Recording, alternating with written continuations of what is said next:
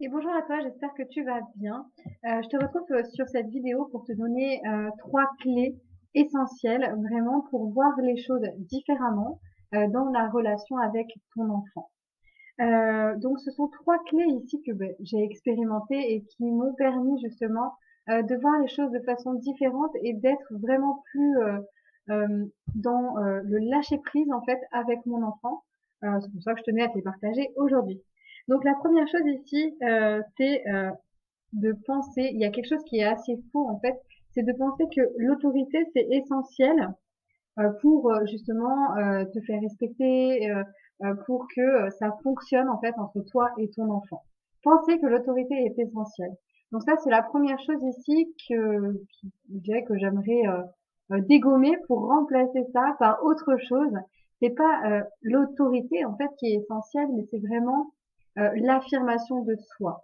C'est s'affirmer chacun et être à sa juste place pour chaque personne du coup de la famille, que ce soit le papa, la maman et les enfants, que chacun en fait soit à sa place et se faire respecter. Se faire respecter, en fait, ça n'a pas besoin de prendre un ton, voilà, d'autorité ou en tout cas, tu sais, dans une posture d'autorité en fait avec ton enfant, pour vraiment te faire entendre et te faire respecter, eh bien, c'est important aussi que tu respectes et que tu entendes les besoins de ton enfant.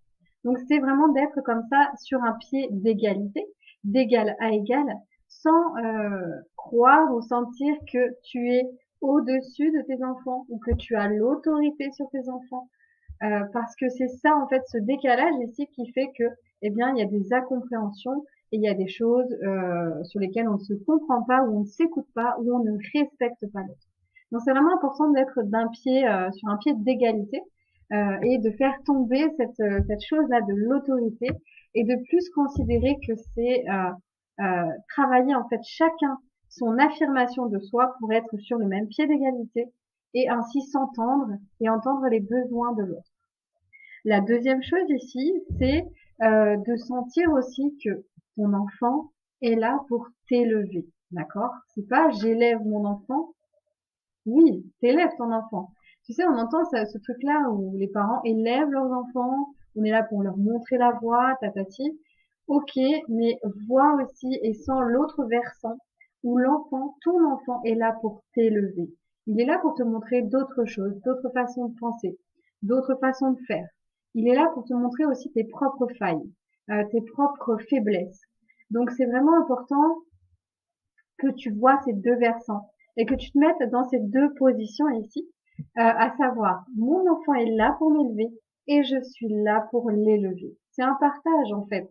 C'est un partage, ce sont des connexions et s'il y a des choses qui ne me plaisent pas chez mon enfant, ce sont des choses que j'ai à regarder à l'intérieur de moi, dans mon enfance, dans mon vécu, dans mes traumatismes à moi. Mais je ne mets pas tout sur le dos de mon enfant en fait, euh, parce que c'est ça qu'on a tendance à faire en fait, hein. Mettre tout sur le dos de son enfant, alors que on est responsable, d'accord, et que c'est pas parce qu'on le considère comme ça en dessous de nous, en fait, que il doit tout se prendre sur les épaules, d'accord.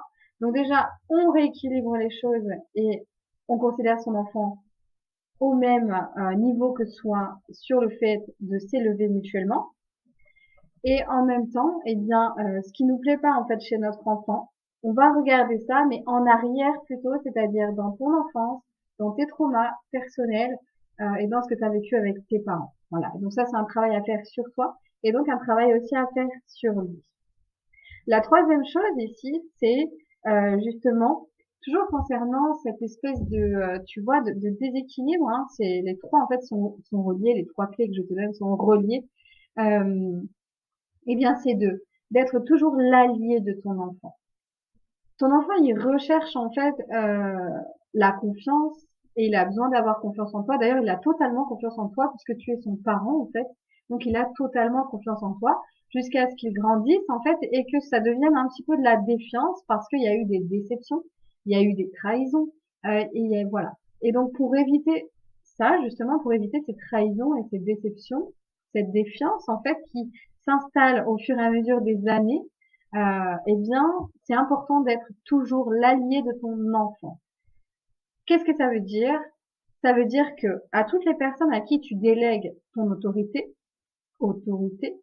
à toutes les personnes à qui tu délègues en fait cette possibilité, tu vois, de choisir au nom de ton enfant, de faire au nom de ton enfant, donc que ce soit quand tu le laisses chez ses grands-parents, quand tu le laisses à la crèche, quand tu le laisses à l'école, donc tous les professeurs, les maîtresses, etc. aussi, eh bien c'est important que tu sois toujours son allié, d'accord? Et de pas toujours boire les paroles en fait de la personne, de l'adulte en fait qui va avoir eu ce pouvoir en fait sur son enfant.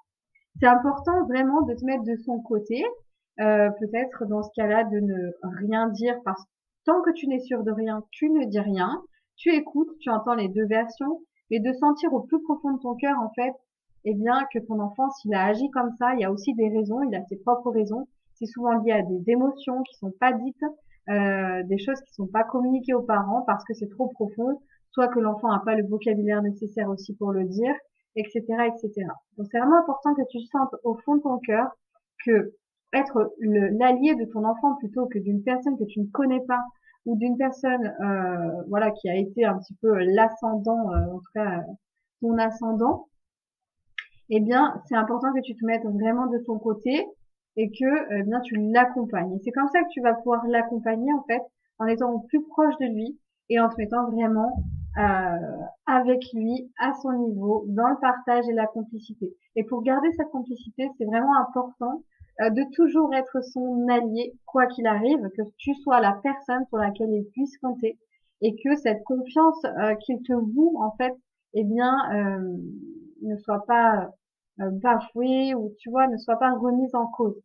L'enfant, quand ils sont petits, avant 7-8 ans, il va vraiment te pardonner. Mais plus tu vas, on va dire comme ça, le trahir, donc des toutes petites trahisons, etc., bien que ce soit pas des petites trahisons au final, et ça je t'invite à le sentir, parce que tu as dû le vivre aussi de ton côté, eh bien, plus il va grandir, plus ça va, en fait, le fossé va se creuser, si jamais tu continues comme ça à être eh bien, pas trop de son côté, à le remettre en fait toujours en question ou à croire toujours l'autorité, l'adulte en fait, plutôt que l'enfant. D'accord?